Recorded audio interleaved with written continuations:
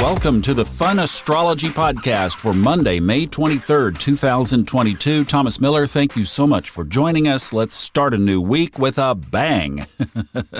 How about starting the new week by taking something off of our astrological charts? Well, I don't know if you've done this, but if you've followed this for a while, you know that I have been watching the planet Eris for probably about a year now. Actually, probably longer than that. But anyway, it sits still primarily. It moves so slowly. It's at 24 degrees Aries. Its orbit around the sun is like 565 years. It takes forever, so it's almost like a fixed star.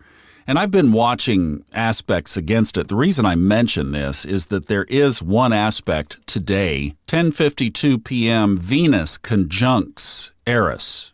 I'm just going to bet that for the most of us, relationships and money will still be intact tomorrow morning.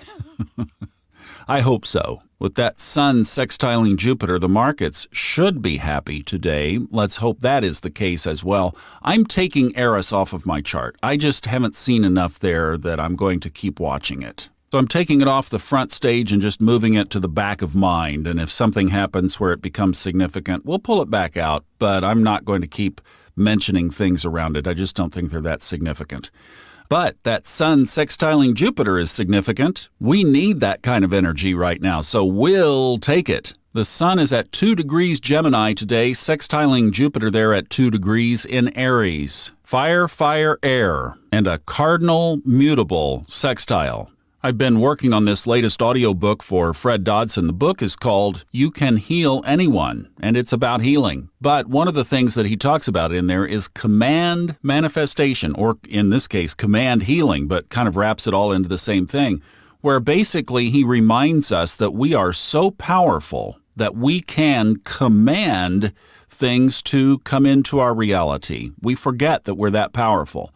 I think of that book as I'm thinking about this aspect. This is a definite command and it shall happen kind of aspect. In fact, it shall happen quickly. You speak the words under Gemini's sun, and Jupiter in Aries will get busy fast bringing it about. My suggestion? Give it a try.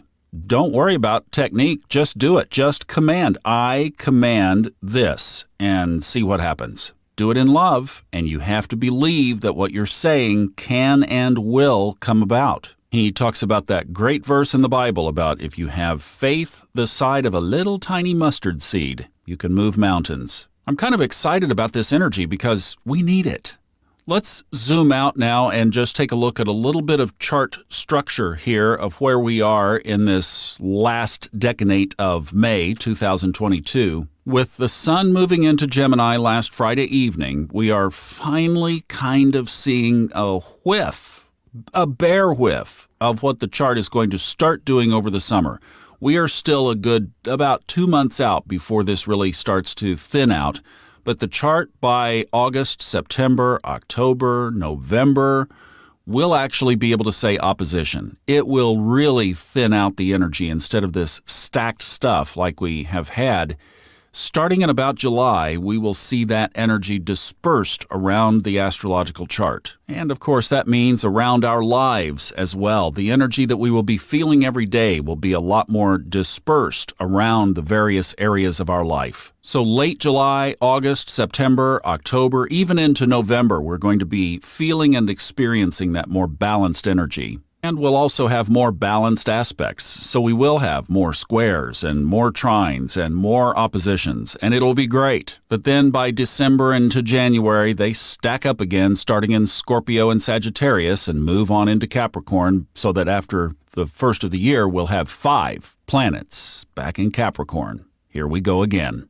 One other energetic change in the chart this week, Venus moves into Taurus. That happens on Saturday. I'm going to be taking Friday off at least. My buddy Hemet from Colorado is coming into town to see me, and we're going to go play around the area for a few days this week.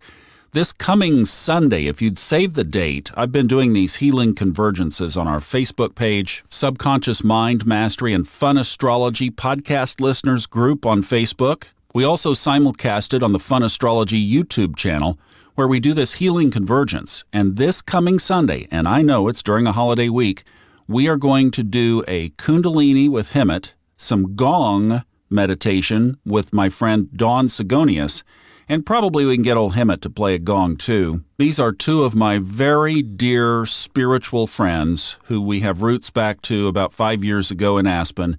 It is going to be a wonderful delight to spend this weekend with them and be able to have this healing convergence next Sunday. Hope you'll check that out. The Robert Glasscock Old Soul, New Soul podcast. We are going to continue our series on the nodes of the moon, so some great episodes coming out there on the nodes. Plus, Lizzie Grace asked a really good question about the equal house system, and we'll tackle that this week too. That's on the Old Soul, New Soul Astrology podcast with Robert Glasscock. A lot going on, a lot of aspects today. I'm going to leave you with the big one, and that is to command manifest. Let's use this sun sextiling Jupiter. Let's milk it all day long. Let's create positivity in our lives and in the lives of those around us. Sending you love. See you back tomorrow. I'm Thomas Miller. Thanks for listening.